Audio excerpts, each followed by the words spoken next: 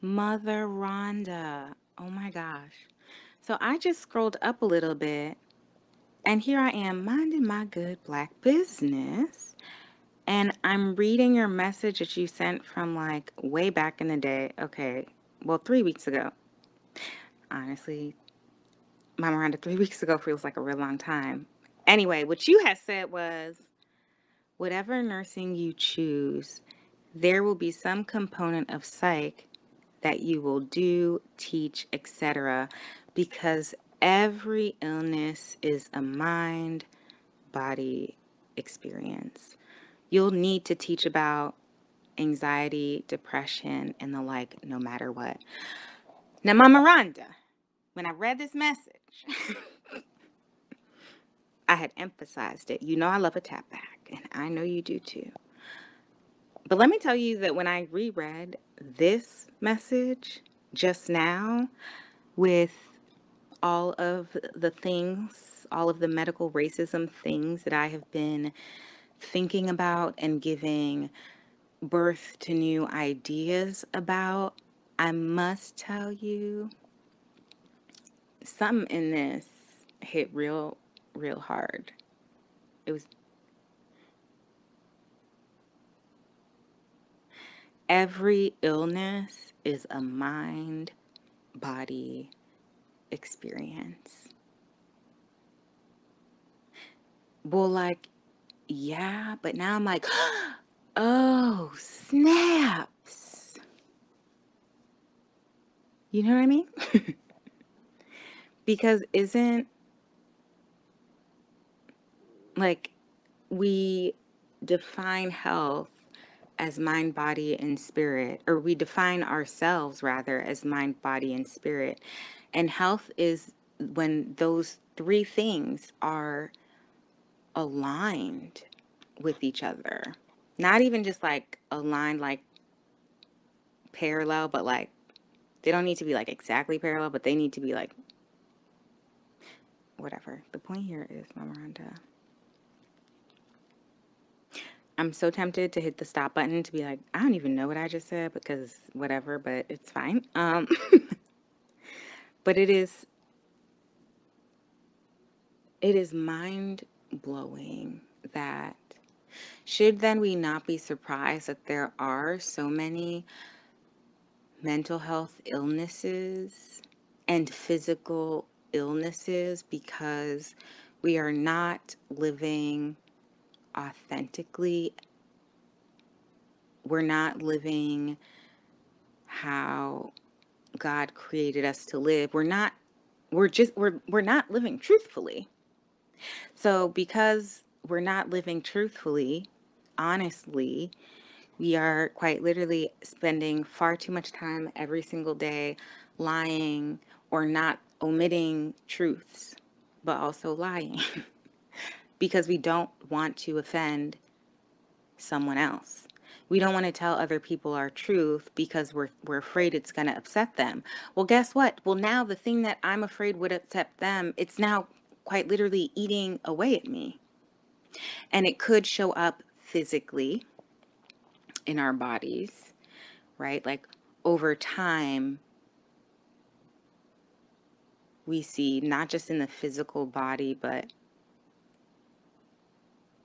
in every area and aspect of our lives and of the world, we see that this tiny little thing, quite literally a mustard seed, Mama Rhonda, can be planted. And something so tiny as a mustard seed, in like the Christian world and perhaps even Judaism, if you, well, probably not Judaism, I don't know, but if you have faith of a mustard seed, Mama Rhonda, it can quite literally move mountains. Like this tiny thing, smaller than a grain of salt, can literally move mountains if you have faith. But we also see that this tiny little thing, as a mustard seed, quite literally, a snowflake, When one snowflake is independent of itself, it is cute, it is beautiful. We marvel in its beauty because no two snowflakes, much like people, are alike. And yet, when there are several hundreds of thousands, million, bajillions, I don't know, of snowflakes, when there are too many of them, it's an avalanche. It, it, it can cause danger. Like, quite literally, it can kill.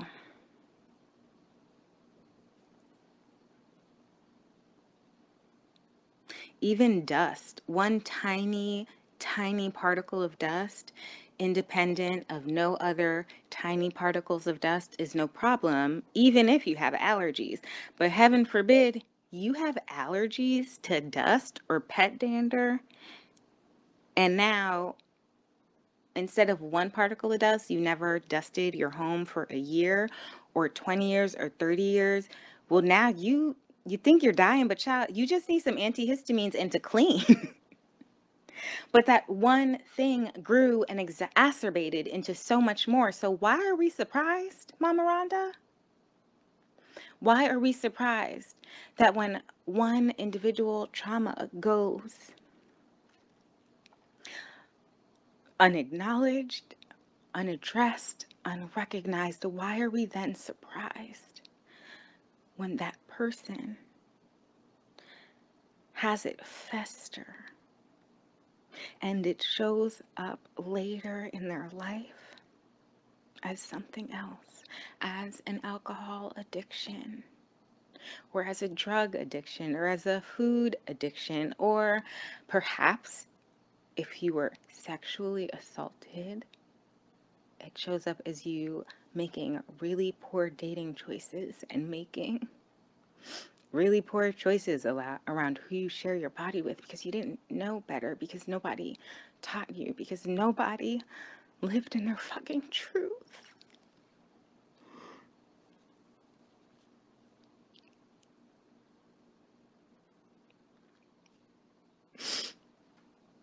So why are we surprised when time and time again in various spaces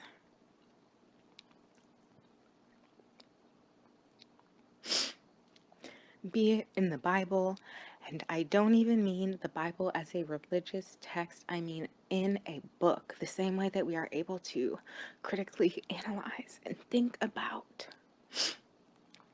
real concepts and how they even play out in fiction. So even if people don't believe in the Bible, they can still appreciate the way in which we are able to use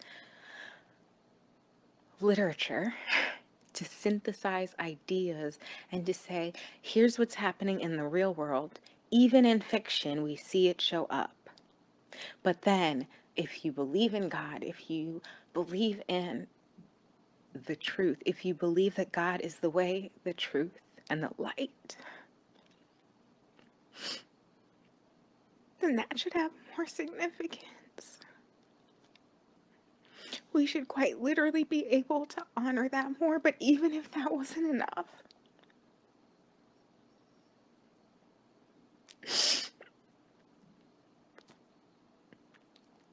we have examples.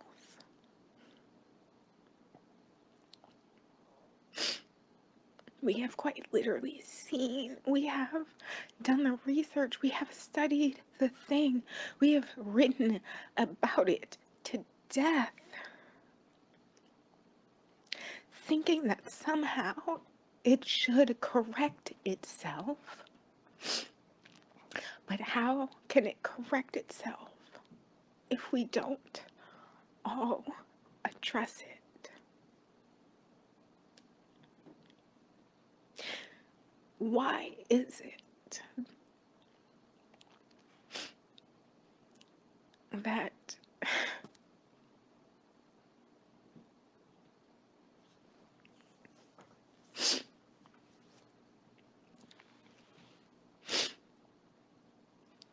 Why is it the University of Maryland admitted the first Black student into the School of Nursing in 1950? Just quite literally the year that my parents were born. So it might seem long ago, but it's not, right? So why is it that only 70 years later, 71 years later, after she was admitted, the first Black student, and we say the first Black woman, but like the first to be admitted, and yet here I am 71 years later dealing with all of the same traumas, many of the same traumas that she did 71 years ago. Why is it that I have to fight and ask? I have to ask people to extend grace to me because just showing up as a Black woman, as a Black person in these classrooms at this school,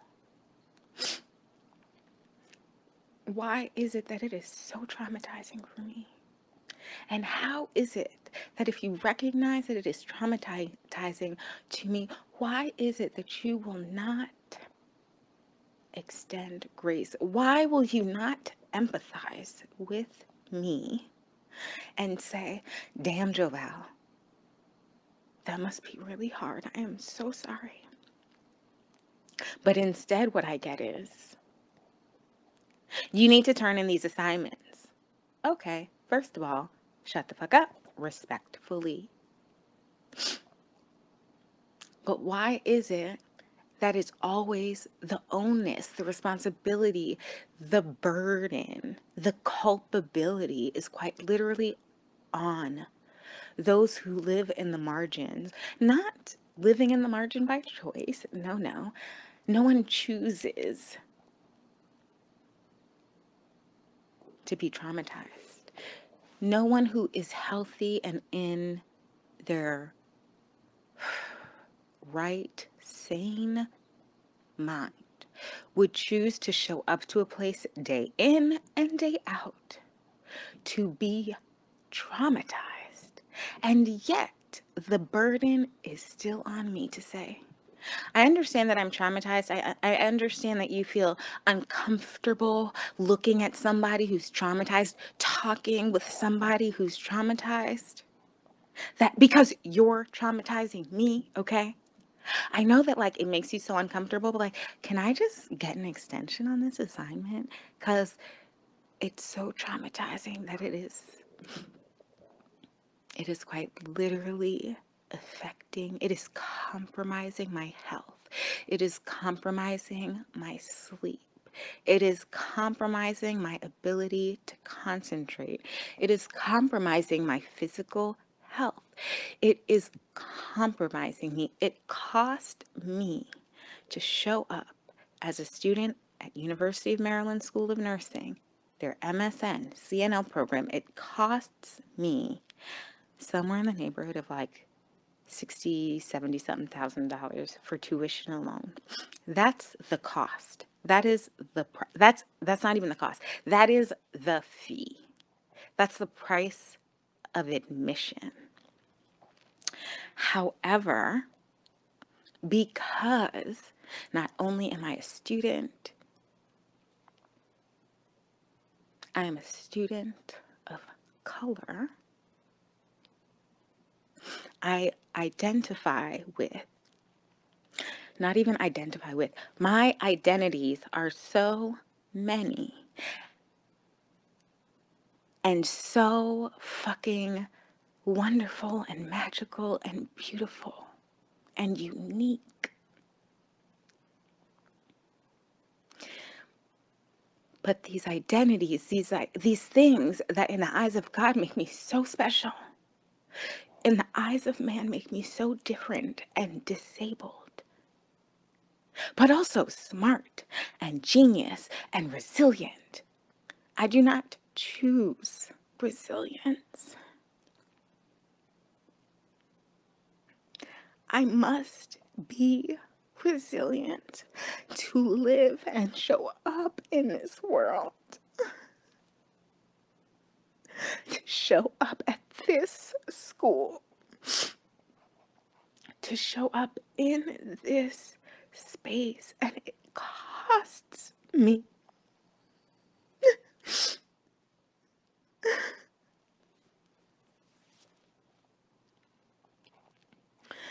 And sometimes the cost is low, and so low that I don't even recognize that I have to pay an additional price. But sometimes it costs me my peace.